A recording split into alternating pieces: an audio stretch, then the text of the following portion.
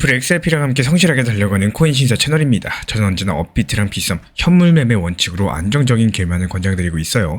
현실적인 비중 조절과 흔들리지 않는 원칙으로서 시장의 중요한 이슈들 진심으로서 전달 도움 드리도록 하겠습니다. 리플이 움직였고요. 이제 시장의 판이 조용히 바뀌고 있습니다. 120조 달러 규모의 트레저리 시장, 이건 마치 전 세계 기업들이 하루에도 수천조 원씩 움직이는 돈의 혈관과도 같은 시장인데요. 그 안에 리플이 들어간다는 것은 이 단순한 확장이 아니라 금융 인프라의 구조 자체를 바꾼다는 뜻입니다. 며칠 전에 리플은 G 트레저리라는 회사를 약 10억 달러, 우리 돈으로 1조 4천억에 인수했었죠. 이 회사가 쉽게 말해서 전 세계 대기업들이 쓰는 자금 관리 시스템의 핵심 플레이어예요. 기업이 돈을 벌고요, 또 송금하고 외환을 관리하고 유동성을 조절하는 모든 과정에 대해서 이 시스템 안에서 관리를 합니다. 이 G 트레저리 같은 경우는 무려 160개국, 1000개 이상의 글로벌 고객을 보유하고 있고요. 그 중에는 포춘 500 기업들도 포함이 되어 있습니다. 이 회사 자체가 40년 넘게 기업 재무의 백엔드를 담당해온 곳이에요. 그런 회사를 리플이 인수했다? 그만큼 이제 블록체인이 단순 결제를 넘어가지고 기업의 돈 흐름 전체를 건드리기 시작했다는 뜻이겠죠. 그렇다면 리플은 왜 이런 회사를 인수했을까요? 핵심은 딱 한 개입니다. 리퀴디티, 즉 유동성인데요. 기업이 전 세계에서 자금을 움직이려면 각국의 나라에다가 미리 예치금을 넣어뒀어야 됐어요. 이거를 노스트로 계좌라고 하는데 이게 바로 수십 년간 바뀌지 않던 글로벌 결제의 비효율성입니다. 이 리플 같은 경우는 XRP랑 RLUSD, 리플 스테이블 코인을 통해 가지고 선 예치 구조를 없애려고 합니다. 여기서 G 트레저리에 플랫폼의 리플의 블록체인을 통합하면은 이 기업은 자금을 실시간으로 이동시키고 스테이블 코인과 토큰화된 자산에 대해서 한 방에 관리할 수 있게 됩니다. 즉 리플 같은 경우는 결제 회사에서 기업 자금 운영 시스템 회사로서 진화 중에 있다는 거고, 그 중심에 바로 리플 XRP가 있습니다. 기업이 직접적으로 XRP를 사지 않더라도요, 그들의 송금, 유동성, 자금 관리 과정에서 리플 레저가 백엔드로 작동한다? 그렇다면 결국에 XRP의 네트워크 가치 그리고 사용량은 구조적으로 증가하게 된다는 겁니다. 여기서 리플이 겨냥한 트레저리 시장의 규모는 무려 120조 달러, 물론 그 숫자가 과정됐다는 해석도 있습니다. 하지만 포인트는 그게 아니라요. 리플이 이제 단순 송금이 아니라 기업 전체의 자금 관리 생태계에 진입했다는 거예요. 여기서 우리는 세 가지 관점을 보셔야 됩니다. 먼저 리플의 수직 계열하고죠. 이 히든로드 인수로 인해 가지고 프라임 브로커 역할을 확보하면서 스탠다드 커스터디 인수로서 커스터디 라이선스를 보유했습니다. 그리고 이제부터는 G 트레저리를 인수하면서 트레저리 시장까지도 진입을 했다는 거고, 스테이블 코인과 유동성 그리고 재무 관리까지 이 하나의 파이프라인이 완성이 되는 그림이다라고 말씀을 드려요. 그리고 두 번째로 제도권의 포지션 강화가 있습니다. 리플 같은 경우는 RLUSD를 출시했었죠. 여기서 투명성 페이지를 열고 준비금 보고서까지도 공개했습니다. 이런 것들이 스테이블 코인 중에서도 가장 은행에 가까운 구조를 지향하는 모델인 거고, 게다가 미국 뉴욕의 신탁 면허를 갖춘 스탠다드 커스터디까지도 인수를 하면서 커스터디 규제 라인을 정식으로 확보했었죠. 게다가 기업 고객풀의 확장성까지도 챙기고 있는 상황인데, 이 G 트레저리의 1000개 고객 네트워크가 곧 리플 생태계의 직접적인 통로가 될 수가 있다는 겁니다. 이게 단순하게 새로운 시장 진출이 아니라요, 리플이 기업들의 자금 흐름 속으로 연결되어가지고 들어가는 과정이라는 거예요. 물론 여기서 유의할 점도 분명히 있습니다. 이 120조 달러 시장이 표현 자체가 시장 전체의 크기를 의미할 뿐이지 리플이 곧 그 모든 시장을 차지한다는 뜻은 아닙니다. 그리고 트레저리 시장 같은 경우는 AML, KYC, 규제 준수가 절대적으로 중요해요. 리플이 기술적으로 완벽하더라도 규제 인허가를 확보하고 또 금융기관의 신뢰를 얻는 데는 시간이 걸릴 수밖에 없습니다. 다음으로 실제 채택 속도인데요. G 트레저리의 고객이 리플 솔루션을 실제로 언제, 어떤 국가에서, 어떤 통화상으로서 시범 운영할지는 아직까지 공개되지가 않았습니다. 그래서 지금 같은 경우는 기대 단계인 거지 이 매출화 단계는 아니라는 거예요. 하지만 그럼에도 불구하고 리플은 명확한 그림을 그리고 있죠. 결제부터 커스터디, 스테이블 코인과 트레저리까지도 이 네 가지 단어를 이어서 봤을 때 리플이 어떤 미래를 그리고 있는지 명확하게 보이실 겁니다. 그렇다면 이런 걸 어떻게 봐야 될까요? XRP 가격은 당장 이 뉴스로서 폭등하지 않을 수도 있습니다. 하지만 XRP의 본질은 결제용 토큰이 아니라 유동성 인프라의 엔진이라는 거, 즉 기업들이 RLUSD를 쓰든 XRP를 직접 쓰든 이 결국 리플의 네트워크가 돌아가기 위해서는 XRP가 필요하겠죠. 이건 가격을 끌어올리는 뉴스가 아니라 가치를 축적시키는 구조의 출발점이에요. 그래서 이런 식의 조급하시기보다는 이런 구조를 먼저 볼 줄 아는 눈이 중요합니다. 이 전 세계가 아직까지 XRP의 잠재력을 모른다라는 말, 그거는 사실상 아직 시장이 이 구조를 완전히 이해하지 못했다는 뜻인 거고, 지금이야말로 수조보다 구조를 먼저 읽는 사람이 다음 사이클의 승자가 될 가능성이 크다라는 겁니다. 결국에 이번 리플의 행보가 단순하게 하나의 기업 인수가 아니라요, 금융 백엔드를 블록체인으로 재구성하려는 시도입니다. 앞으로 몇 달 동안 우리가 지켜봐야 될 거는 단순한 가격이 아니겠죠. 이 G 트레저리의 첫 번째 고객 통합, RLUSD의 실제 거래 비중, 그리고 리플의 규제 인가 진행 상황까지도 이 세 가지가 현실화가 될 때 XRP의 진짜 가치는 시장이 아니라 구조에서 드러나게 될 겁니다. 그리고 드디어 일본이 움직였습니다. 무려 일본 3대 메가뱅크가 손을 잡고 스테이블 코인을 공동 발행한다는 소식이 전해졌는데요. 미쓰비시 UFJ, 미즈호, 그리고 미쓰이 스미토모까지도 이 세 가지 은행이 하나의 표준으로서 엔화랑 달러에 연동된 디지털 화폐를 만들겠다라고 나선 거죠. 이런 것들이 일본 금융 시스템 전체가 블록체인 결제 인프라로 들어온다는 신호고, 일본은 지난 2023년에 지급 서비스법을 개정하면서 스테이블 코인을 전자지급 수단으로 인정한 국가입니다. 그 말은 곧 은행만이 합법적으로 스테이블 코인을 발행할 수 있다는 뜻이겠죠. 그리고 지금 그 첫 번째 결과물이 나온 거고, 규제가 깔렸고요. 은행이 움직였고, 제도권이 돈의 길을 새로 깔기 시작을 한 거죠. 이 프로젝트의 핵심은 프로그맷이라는 MUFG의 블록체인 인프라예요. 증권형 토큰, 스테이블 코인, 결제 정산, 이 올인원 구조로서 설계가 되어 있습니다. 쉽게 말씀드려서 일본판 리플 레저 같은 국가 인프라 레이어를 만드는 거예요. 은행이 발행하고 있는 스테이블 코인의 핵심은 신뢰입니다. 이 민간 테더나 서클처럼 불투명한 준비금이 아니라 예금 기반으로서 1대1로 보증된 형태로 투명하게 관리가 됩니다. MUFG는 이 코인을 자사 결제망, 즉 프로그램 결제 프로세스에 우선 적용한다라고 밝혔는데요. 처음에는 기업 간의 송금, 세금 납부, 거래 정산 같은 이런 B2B 영역에서 활용될 가능성이 높았었는데, 하지만 여기서 중요한 거는 세 은행이 공동으로 표준을 만든다는 점이에요. 이런 것들이 일본 전체 금융권이 하나의 네트워크 위에서 돌아갈 수 있도록 구조를 맞추겠다는 선언인 거고, 즉 통일된 디지털 결제 규격을 만들겠다는 뜻입니다. 그리고 이제부터 가장 중요한 부분이죠. 이런 흐름이 XRP한테 위기일까 아니면 기회일까요? 이 표현만 봤을 때 은행들이 자체 스테이블 코인을 만들면은 XRP 같은 브릿지 자산은 필요 없어지는 거 아니냐, 이런 생각이 들 수 있겠습니다. 하지만 그거는 반만 맞는 얘기입니다. 일본 같은 경우는 이미 리플과 함께 움직여온 국가인 거고, SBI 그룹이 리플 최대 파트너 중 하나고요. 또 SBI 리밋은 2021년부터 실제로 XRP 기반의 해외 송금 상용화를 했습니다. 일본에서 필리핀, 또 일본에서 태국으로 실시간 송금들이 가능했었죠. 즉 XRP는 이미 일본 금융망 안에서 돌아본 경험이 있다라는 거예요. 그리고 이 MUFG의 프로그램은 단순한 폐쇄형 내부망이 아닙니다. 공식 문서에서 이미 퍼블릭 블록체인과의 연동 테스트 의사를 밝혔어요. 즉 나중에는 외부 네트워크, 다시 말씀드려서 글로벌 결제망과의 브릿지 연결을 염두에 두고 있다는 뜻입니다. 그때 등장할 수 있는 자산이 바로 XRP겠죠. 은행 스테이블 코인은 국가 내부 정산용 화폐, XRP는 국경 간의 브릿지 자산으로서 역할이 완전히 다르니까요. XRP는 본질적으로 봤을 때 중앙은행 간의 유동성 브릿지로 설계된 자산입니다. 일본 은행들이 내부 결제망을 디지털화할 수록 그 내부망을 서로 연결해주는 이런 브릿지가 필요해진다는 거고, 예를 들어가지고 일본의 엔화 스테이블 코인과 한국의 원화 스테이블 코인이 생긴다라고 가정해봅시다. 이 둘을 직접 교환하기에는 법과 회계, 송금 규제 장벽이 너무나도 높겠죠. 그 중간에서 역할을 하는 게 바로 리플 XRP인 거고, 리플은 이미 RLUSD라는 미국 달러 기반 스테이블 코인을 준비하고 있고요. BNI 멜론 스탁, 그리고 오픈페이드 결제 연동, EVM 사이드체인 확장까지도 진행 중에 있죠. 즉 XRP가 이제 단순한 송금 코인이 아니라 전 세계 스테이블 코인들을 연결하는 브릿지 자산으로 진화하고 있다는 겁니다. 이 뉴스가 XRP 가격을 직접 움직이지 않을 수도 있어요. 하지만 자금의 방향을 보여줍니다. 이제부터 돈은 디지털 결제망 위로 흘러가기 시작을 했고요. 그 결제망의 표준을 누가 잡느냐가 그 다음 10년의 판을 바꾸게 될 겁니다.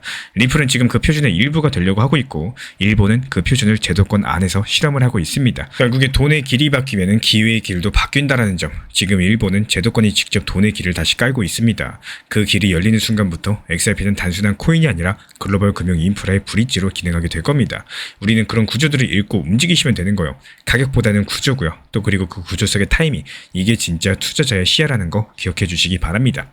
이렇게 리플 XRP랑 관련된 실시간 흐름들 우리 신사 채널 차원에서 모니터링 중에 있고요. 이에 따른 단기 반등 타점에서 빠르게 실시간 브리핑 도움 드리고 있기 때문에 우리 신사 채널 구독해 주신 분들 중에서 실시간 커뮤니티방 입장 원하시는 분들 현재 보이는 번호로 문자 신청 주시면 입장 도움 드리도록 하겠습니다. 요즘에 투자 시장에서 가장 큰 적은 하락이나 악재가 아닙니다. 바로 내 감정이에요. 이 사람은요, 누구나 자신이 합리적이라고 판단된다고 믿지만 막상 시장에 들어가면 대부분 감정으로 움직입니다. 가격이 떨어지면 괜히 위축되고 이제 그만해야 되나, 현금으로 도망가야 되나 이런 생각이 들죠. 반대로 조금이라도 상승하면 묘하게 흥분이 돼요. 지금 안 사면 기회 놓친다, 이런 조급함이 올라오고요. 또 있는 돈 없는 돈 전부 다 끌어다가 넣고 싶어집니다. 그게 바로 시장이 늘 사람의 심리를 가지고 노는 이유예요. 냉정하게 봤을 때 이런 감정들의 흐름이 시장의 사이클을 만들어냅니다. 대부분의 투자자들은 공포에 팔고 탐욕에 매수해요. 그래서 결국에 시장은요, 이 소수의 냉정한 사람한테만 기회를 줍니다. 진짜 실력 있는 투자자는 지표를 잘 보는 사람이 아니라 감정을 다스릴 줄 아는 분들입니다.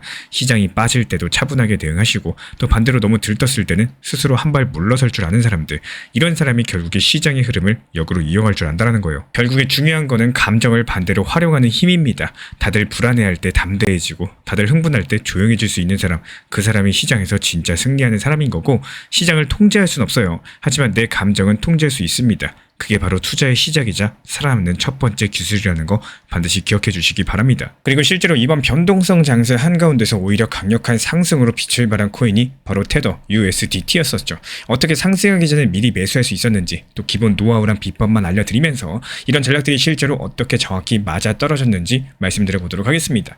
먼저 많은 분들께서 오해를 하고 계세요. 이 테더는 위기 때 사는 자산이다라고 말씀을 하시는데, 하지만 진짜 고수들은 시장이 뜨거울 때 오히려 이미 위험을 대비를 합니다. 한마디로 현금 보유 전략과 함께 테더를 준비한다는 거고, 그게 바로 이번 전략의 핵심이었습니다. 실제로 우리 신사 채널 커뮤니티 방통해 가지고 실시간으로 바닥에서부터 테더 비중 늘리자 이런 말씀을 드린 바가 있었습니다. 그때 시장 분위기는 공포가 아니라 오히려 낙관이었어요. 비트코인이 상승 흐름을 이어가고 있었고 또 XRP 역시 반등 시그널을 보이던 시점이었습니다. 하지만 그럴수록 리스크는 커지는 법이죠. 시장이 뜨거워질수록 이 조정 하락세의 속도는 더욱더 빠르게 다가오게 될 겁니다.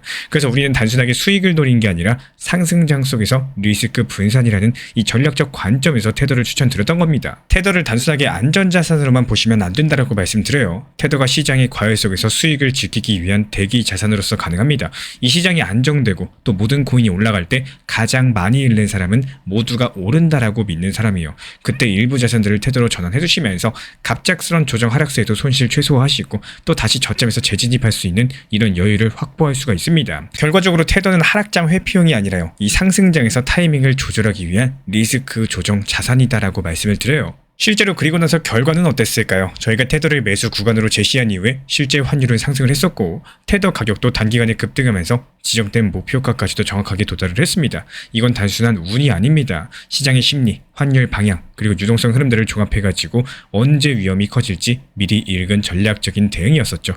그 이후에 저희는 계획대로 수익 실현까지도 완료를 했었고, 그리고 지금 시점 이 테더가 다시 눌림목 구간에 들어오면서 다음 포트폴리오 재편 루틴을 준비 중에 있습니다. 이제부터 중요한 거는 어디에 투자하느냐보다는 어떻게 분할하느냐 여부예요. 이 시장은 항상 불확실합니다. 상승장에서도 리스크가 있고요, 하락장에서도 기회가 있습니다. 그래서 우리는 시장이 안정적일 때 미리 테더를 준비했었고 이제 다시 눌림목에서 분할 포트폴리오 루틴으로서 전환을 하게 될 겁니다. 테더가 단기적으로 현금 포지션, XRP는 중장기 브릿지 자산, 비트코인은 메이저 리스크 해지 자산으로 분리해두는 구조로서 이 세 가지를 시장의 온도에 맞춰가지고 비중 조절한 전략들, 그게 바로 우리 코인신사 채널의 핵심 투자 루틴입니다. 공포 속에서 준비하는 거는 누구나 할 수 있습니다. 하지만 상승장 속에서 미리 대비하는 거, 이건 시장을 구조적으로 이해한 사람들만 할 수 있는 전략이다라는 거고, 우리 신사 채널에서 테더를 추천드렸던 이유는 단순했습니다. 시장이 좋아 보일수록 다음 변동성을 준비하자라는 거, 그 판단은 정확하게 맞아 떨어졌고요. 수익 실현까지도 마무리된 지금 현재 시점, 이제는 다시 한번 포트폴리오 분할로서 다음 장을 준비할 시점입니다. 결국에 투자는 타이밍이 아니라 구조의 문제예요. 이 시장을 따라가는 사람이 아니라 시장을 미리 준비한 사람들이 결국에 승리한다라는 거, 이번 테더 전략이 이런 증거인 거고, 이제는 분할과 균형의 시대, 리플 XRP랑 함께 다음 기회를 준비해 가시길 바라겠습니다. 이 테더랑 리플 XRP, 비트코인까지도, 그리고 나머지 잡 알트 테마를 가지고 있는 코인들에 대한 실시간 타점들, 시장 상황에 맞는 업비트 현물 원칙 매매 경험해보고 싶으신 구독자분들께서는 현재 보이는 번호로 문자 신청 주시면은 입장 도움 드리도록 하겠습니다. 저희 신사 채널에서는 절대로 코인 선물 매매 권하지도 추천드리지도 않고 있고요. 오로지 업비트나 빗썸 위주의 현물 매매만을 강조드리고 있습니다. 그리고 특히나 최근에 시장이 크게 흔들리면서 댓글들에도 리플은 끝났다, 코인 시장 이제 망했다, 이런 글들이 많이 올라오고 있는 상황이죠. 그 마음들 솔직히 이해합니다. 하지만 한편으론 이런 생각도 들어요. 700원이던 리플이 4,900원까지 올라왔는데 이제 3,000원대로까지 조정 하락받았다라고 해가지고 이거 견디지 못하면은 앞으로 코인 시장에서 과연 어떻게 살아남을 수 있을까 하는 이런 생각들. 리플 같은 경우는 최근에 큰 상승이 있었고요. 그 뒤에는 자연스러운 조정 하락세가 찾아왔습니다. 근데 많은 분들께서 하락은 불안감으로 연결을 시키시죠. 하지만 투자 시장에서 진짜로 살아남는 분들은 이런 하락들을 두려워하지 않으시고 오히려 유리하게 쓸 줄 아는 사람들입니다. 그래서 오늘은 떨어져도 마음 자체가 무너지지 않는 투자 심리 한 가지를 말씀드리고자 해요. 이 많은 개인 투자자분들이 그랬습니다. 오를 때는 매도를 못하고 또 내릴 땐 불안해서 팔고 싶어지죠. 상승장에서 혹시 더 오를까봐 욕심이 생기고 하락장에선 더 떨어질까봐 공포감이 밀려옵니다. 근데 여기서 중요한 건요. 우리가 진짜 연습을 하셔야 되는 거는 시장이 떨어져도 기분이 괜찮은 포트폴리오를 만드는 겁니다. 조금 이상하죠. 근데 그렇게 돼야지 진짜 투자자가 되신다라고 말씀드려요. 한번 예시를 들어보겠습니다. 맛있는 걸 먹으면 기분이 좋아지잖아요. 그 기분 좋은 상태에서 더 좋은 일이 생길 확률이 더 높아지겠죠. 리플이 오를 때도 그렇습니다. 근데 기분이 좋을 수밖에 없어요. 근데 그때 그 기분 좋은 순간, 그때 욕심내지 말고 마침표를 찍을 줄 아셔야 됩니다. 이 마침표, 즉 매도가 중요한 이유는요. 그때 확보한 현금들이 다음 기회를 기다릴 수 있는 여유를 만들어주기 때문에 그렇습니다. 이런 현금이 있으면 어떨까요? 리플이 떨어질 때 오히려 더 반가워집니다. 드디어 기다리던 눌림목이 왔다. 이런 생각이 들 수밖에 없겠죠. 제가 리플 전용방에서도 안내드렸던 것처럼 10월 11일에는 3,850원 단기 저점 타점을 미리 잡아뒀습니다. 그게 바로 우리가 기다리던 추가 매수 타점이었었죠. 그럼 이 타점을 언제부터 준비했었을까요? 이미 9월 15일에 예고드렸던 타점이었고 3주일이 넘게 기다려서 결국에 그 가격이 찾아왔습니다. 그리고 항상 말씀드리지만 추가 매수는 조급하게 높은 가격에 할 필요가 없습니다. 기다리는 게 실력인 거고 그 기다림이 수익으로 되돌아오는 겁니다. 시장이 좋을 때는 분할 익절로서 현금 비중 확보하시고 시장이 떨어질 때는 그 현금으로 저점을 기다리는 구조들, 이게 바로 건강한 투자 루틴이다 말씀을 드려요. 그래야지만 시장이 흔들려도 리플이 또 속이네 이런 걸 대신에 드디어 눌림 왔다, 추가 매수 완료됐다, 이런 여유로운 마음들이 생긴다라는 겁니다. 그게 바로 진짜 투자자의 심리인 거고 항상 원칙을 지키는 투자, 그리고 건강한 마음으로서 시장을 대하는 우리 구독자분들이 되시기를 응원 도움 드리겠습니다. 현재 제가 안내드리고 있는 정보방 입장에 대해서 관심이 있으신 분들이 최근에 많아지셨습니다. 간단하게 한번 설명드려 보도록 하겠습니다. 먼저 항상 무슨 일이 있어도 업비트, 빗썸, 현물 매매로서만 안내드리고 있기 때문에 원칙 매매를 잘 활용하시는 것들을 추천을 드려요. 이 세 가지 방으로서 안내를 드리고 있는데요. 첫 번째로 가장 구독자분들께서 관심 있어 하시는 리플 전용방입니다. 리플 전용방에서는 말 그대로 리플에 대해서 집중적으로 단기 고점과 저점, 그리고 장기적인 관점에 대한 타점과 리플에 대한 시장 브리핑을 안내드리는 방이고요. 이 리플 전용방에서 안내드리고 있는 정보방 타점으로 단기 고점과 단기 저점에 대한 타점을 활용을 하시되 신경 쓰는 매매가 아니라 목표가에 미리 걸어놓고 미국 시장이 활발한 새벽 시간대 혹은 업무 시간대도 신경 안 쓰면서 수익 실현과 저점 추가 매수 타점을 활용하는 방향으로서 안내 도움 드리고 있어요. 리플에 무조건 장기적으로만 보는 게 아니라 메인 비중은 장기적으로 보유하시되 일부 비중은 단기 고점과 저점을 살려가면서 비중과 수량을 늘려나가고 평균 단가를 낮추는 전략으로서 운영하시는 것들을 항상 추천을 드립니다. 그리고 두 번째로 단기 타점의 종합방입니다. 리플을 몰빵으로 장기적으로만 보유하다 보면 결국에 시장의 흐름을 놓치게 되기 때문에 적당한 알트코인들을 비중을 활용하시면서 적극적으로 투자 전략으로 살려나가는 게 정말 중요합니다. 예를 들어가지고 좋은 엔진의 리플 코인을 보유했으면 그 엔진이 잘 활용될 수 있도록 좋은 기름과 엔진 오일의 역할이라고 생각을 하시면 되는 거예요. 안내드리고 있는 단기 타점의 목표 타점, 성향은 말 그대로 단기적으로만 접근하시는 걸 항상 추천을 드리고 있습니다. 간혹 지금 시장이 안 좋은 단기적인 알트코인이 가능하냐 이렇게 생각하시는 분들도 계신데요. 지금 시장에서 단기 타점이 불안하다라고 느끼시거나 알트코인을 공략하는 게 맞나 이렇게 생각하시는 가장 큰 이유 중에 하나는 시장의 테마에 맞는 코인이 아니라 이미 급등이 나왔거나 주목을 받고 있지 못한 코인들을 공략을 하거나 혹은 목표 타점이 비정상적으로 높거나 혹은 순간적으로 움직임이 나올 수 있는 단기 고점의 타점을 찾지 못해서라고 생각을 해요. 결국에 투자 시장은 순환적으로만 흘러가기에 적당한 알트코인들을 비중에 맞춰가지고 병행하면서 여기서 나온 수익들로 리플의 단기 저점 매수의 계획을 통해 가지고 하나의 톱니바퀴처럼 움직이도록 내 포트폴리오를 구성을 할 줄 아셔야 됩니다. 타점은 말 그대로 단기 타점답게 수익 실현하고 나면 사실 그 이후에 더 상승하던 떨어지던 크게 신경 쓸 필요가 없겠죠. 시간 또한 바빠가지고 걱정할 필요가 없는 게 항상 말씀드린 이런 목표 타점에 미리 걸어두면은 신경을 쓸 필요가 없다는 점을 반드시 생각을 하셔야 됩니다. 그리고 세 번째로는 종합 브리핑방인데요. 중요할 수 있는 속보, 시장 브리핑에 대한 핵심 내용들을 전달드리면서 시장이 어떻게 흘러가고 앞으로의 시장이 어떻게 움직일까 이런 중요 핵심 내용 같은 것들을 전달드릴 뿐만 아니라 메이저 코인과 그리고 수익과 중장기적인 타점에 대해서 안내드리면서 단기적 관점보다는 조금 보유 기간이 있다라고 하더라도 목표 타점 자체를 높게 보는 방향으로서 안내드리고 있는 방입니다. 대표적으로 최근에 도지코인에 대해서도 목표 타점을 높게 276원의 종합 브리핑방에서 타점 안내드리면서 여유롭게 약 5일 정도 보유하면서요. 도지코인이 상승이 연달아 나오고 있을 때 오히려 과감하게 370원의 목표 타점을 안내드렸습니다. 이렇게 상승이 잘 나오고 있을 때는 대부분 여기서 더 오르는 게 아닌가 이렇게 생각을 하시는 분들이 많이 계시겠지만 항상 적당한 고점에서 수익 실현하는 것들을 목표로 잡는 게 정말 중요하다고 말씀을 드려요. 이렇게 세 가지 방 입장 안내드리고 있기 때문에 항상 업비트, 빗썸으로서 현물에 대해서 안내드리고 있습니다.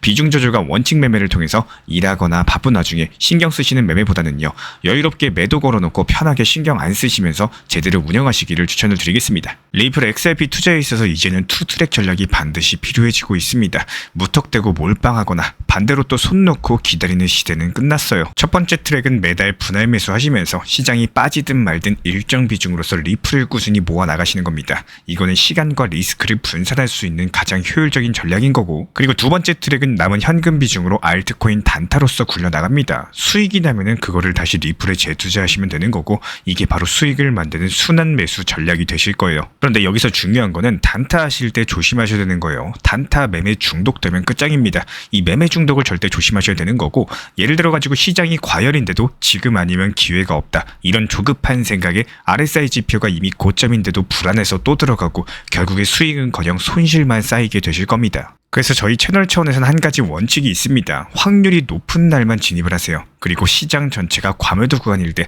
비트코인 기준 RSI가 바닥을 찍을 때, 그때 알트코인 중에서 최근 거래량이 급등한 종목이 과매도의 경우 MACD, 볼린저 밴드, 이동평균선과 일목균형표 참고해서 신중하게 매수 진입 타점 들어갑니다. 그리고 그 외에는 아예 매매를 쉬는 날도 반드시 있어야지 진짜 단타인 거고, 그렇다면 이걸 어떻게 구별할 수 있는지 궁금하실 거예요. 여기서 챗 GPT가 등장을 합니다. 저희는 챗 GPT를 단순한 도구로 쓰지 않습니다. GPT한테 오늘 확률 높은 진입 타이밍이냐 이렇게 물어볼 수 있게 맞춤 프롬프트를 사용을 하는데요. 그리고 그 결과에 저의 실전 매매 노하우 30%를 덧붙여가지고 GPT 시그널을 보완합니다. 어떻게 하는지 궁금하신 분들 GPT 검색력과 활용 전략을 이용해가지고 이 두 가지를 한 방에 알려드리고 있습니다. 현재 보이시는 번호로서 리플 단타라고 문자 남겨주세요. 지금 이 영상 보신 분들에게만 오픈합니다. 그냥 GPT 쓰는 법이 아니라 투자로 연결되는 GPT 사용법 지금 바로 알려드리도록 하겠습니다. 제가 안내해드리고 있는 코인 신사 채널 멤버십 전용방에 대해서 짧게 설명드려 보도록 하겠습니다. 리플, 암호화폐 시장에 대한 중요한 이슈, 그리고 브리핑이나 시장의 흐름에 대한 전문적인 분석 내용 설명과 함께 차트상의 기술적 분석, 온체인 지표와 투자 심리에 대한 내용들을 같이 안내 도움드리고 있고, 가장 중요한 투자 심리를 컨트롤하기 위해서 포트폴리오의 구성에 대한 노하우, 투자 심리 컨트롤에 대한 내용도 같이 안내드리고 있습니다. 코인 신사 스터디 멤버십 가입하신 분들께서는 아래 번호 혹은 신청 링크 통해서 남겨주시면 제가 연락드리고 있고, 안내 설명과 함께 신사 채널 리플 전용 멤버십 방에도 입장 안내 설명드리고 있습니다.